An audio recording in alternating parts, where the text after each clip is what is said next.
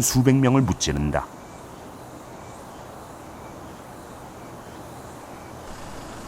하지만 이 이야기의 행간에서도 역시 여왕의 약점을 읽을 수 있다. 이제 선덕 여왕의 예지 능력 중에서 두 번째에 해당되는 것 중에 하나인데, 근데 보다 중요한 사실은 어쨌든 경주와 아주 가까운 지역에까지 백제의 군사들이 쳐들어와서 매복해 있었다라고 하는 사실이 굉장히 중요한 것이고, 그만큼 어찌 보면은 그 신라의 그 선덕 여왕 때 어떤 국방력이라든가 아니면 그 군사 어떤 그 체계라든가 이런 것들이 사실은 어찌 보면 좀 허물어져 있었다라고 하는 것을 보여주는 것이죠. 선덕여왕은 대외적으로는 전쟁의 수행을, 그리고 대내적으로는 정치 세력의 갈등을 봉합해야 하는 시대적인 숙제를 안고 있었다. 여왕은 폭넓게 인재를 등용하며 자신에 반대하는 세력들을 견제했다.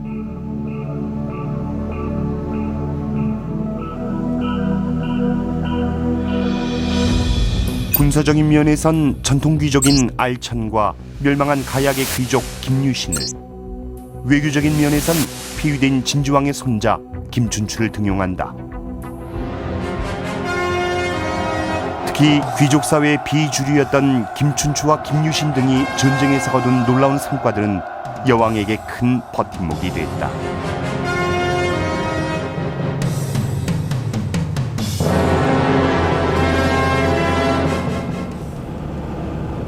하지만 곧 위기가 찾아왔다.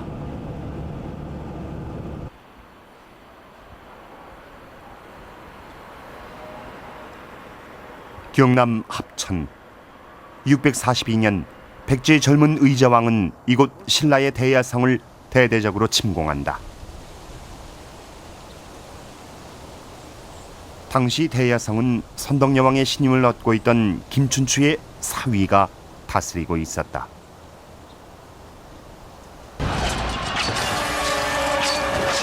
그런데 이곳 대야성에서 벌어진 백제와 신라의 전투는 선덕여왕에게 치명적인 상처를 남긴다.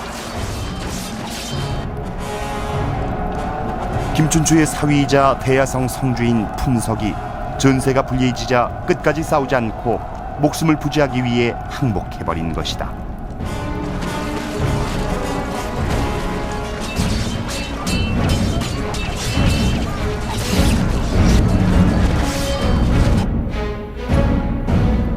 대야성은 신라의 서쪽 국경을 지키는 최고의 요충지, 결코 일어서는 안 되는 땅이었다.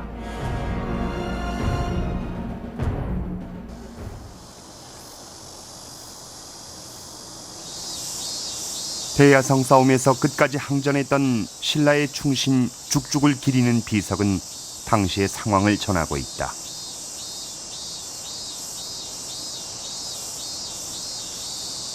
귀족들은 전사한 죽죽에게 벼슬을 내려 그의 공적을 높이 샀지만 거꾸로 그것은 선덕여왕에 대한 비난이기도 했다. 김춘추를 비롯한 여왕의 지지 세력은 크게 힘을 잃어갔다. 여왕으로서는 이제 굉장히 이제 그 전에는 견제와 균형 상태가 그나마 고통 속에서나마 유지되어 나오던 상황인데, 이쪽에서 자기를 지지해주는 세력들이 훨씬 더 수시에 몰리게 되고 불리하게 되니까 아주 그 여왕의 김춘추와 김유신의 위기라고 하는 곧 여왕의 위기이기도 했고요. 요 이제 앞으로 642년 이후에 사망할 때까지 5년의 기간이라고 하는 이 기간은 이 선덕 여왕으로서는 정말 그 견디기가 어려운 잠재되어 있던 갈등들이 바로 표출이 되기 시작하는 이 기간이었습니다. 그래서 마침내 이제 비담의 날이 일어나게 되는 거죠. 대야성 패배 이후 수세에 몰린 여왕은 비담을 상대등으로 임명한다. 하지만 비담은 여왕의 반대 세력.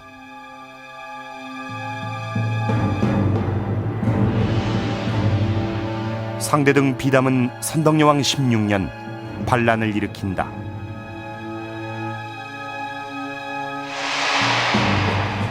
그 명분은 여주 불능설리, 즉 여성 군주는 좋은 정치를 할 수 없다는 것이다.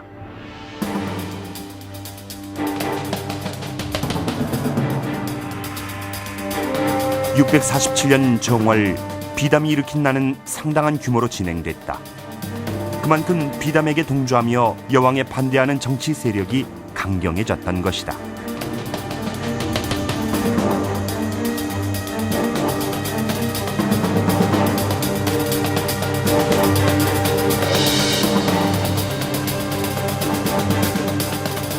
보면은 그 반란으로서 어떤 그 심적 타격, 한없는 자부심 가지고 이렇게 있던 분이 정말 여왕은 능력 없어서 갈아치워야 한다.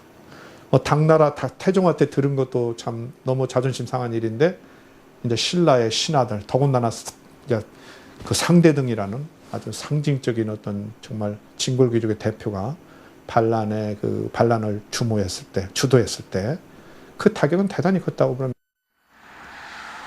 신라의 왕궁이 있던 월성과 비담의 근거지였던 명활산성. 여왕이 이끌던 왕실과 귀족 세력 간의 싸움은 이렇게 지척에서 전개됐다.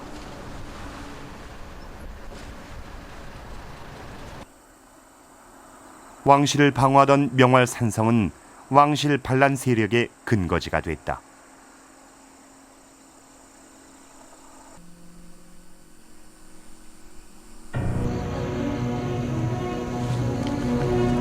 월성 신라왕궁에 비올이 떨어졌다는 소문이 돌면서 비담은 힘을 얻어갔다.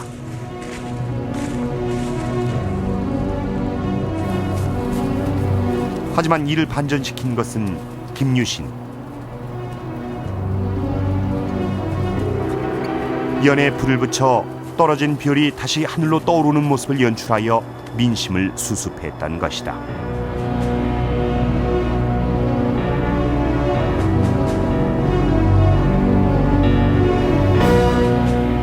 비담의 난으로 벼랑 끝까지 몰렸던 선덕여왕. 우연이었을까? 여왕은 비담이 난을 일으킨 다음 날 승한다. 중년의 나이에 왕위에 올라 16년 동안 신라를 다스렸던 선덕여왕은 반란의 와중에 운명을 달리하고 말았다.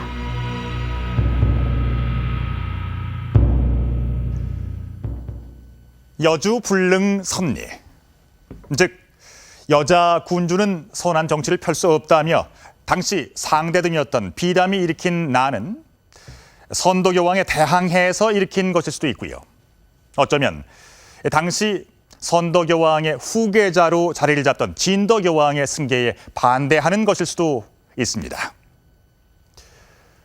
이후에 어찌됐든 간에 당시 고령이었던 선덕여왕에게 최고 지위인 상대등의 반란은 분명 치명적이었을 겁니다. 왜냐하면 칠숙의 난을 겪은 후 즉위한 선덕여왕은 정치적 갈등을 최소화하기 위해 누구보다도 노력을 기울였기 때문입니다. 선덕여왕이 내부적인 갈등을 봉합하기 위해 가장 많이 의지했던 것은 불교였습니다. 경주 분황사. 향기로운 사찰이란 뜻의 분황사는 선덕여왕이 창건한 절로 지금도 많은 불자들이 법회를 갖는다.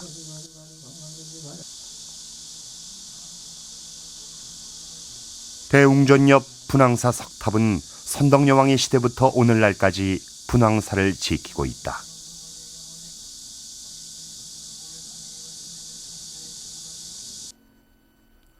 분황사 사리함에서는 바느질용 가위와 실패, 그리고 왕실의 여인들만 만질 수 있었을 금바늘 등이 출토돼 석탑이 여왕의 탑임을 알리고 있다.